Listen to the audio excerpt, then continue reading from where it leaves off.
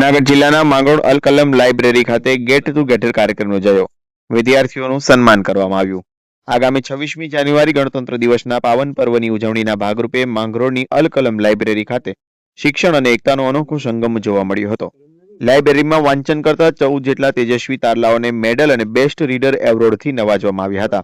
આ ગૌરવશાળી ક્ષણમાં સાક્ષી બન્યા હતા ધ ઘાંચી એજ્યુકેશન ટ્રસ્ટના પ્રમુખ ઇબ્રાહીમભાઈ ભાટા, હારૂન સાહેબ જેઠવા, હાજી મોહમ્મદ સાહેબ હાજી અબ્બા, મંત્રી યુસુફભાઈ ગુજરાતી, ઇબ્રાહીમભાઈ પડાયા ગોલ્ડન, રિજવાન સાહેબ કોતલ, લાઇબ્રેરિયન મોહમ્મદ અલી ચાચા અને એકતા ફાઉન્ડેશનના હાફિઝ અયુબ બાંગરા પણ જોડાયા હતા.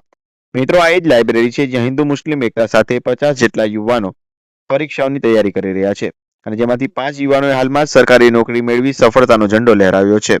આ કાર્યક્રમનું સંચાલન કાશિફ શર્મા દ્વારા કરવામાં આવ્યું. તેમાં તકે આઈએસસી સ્પોર્ટના ઇસ્માઇલભાઈ નગરી દ્વારા લાઇબ્રેરી તેમજ ઘાંચી એજ્યુકેશન ટ્રસ્ટને મોમેન્ટો આપી સન્માનિત કર્યા હતા.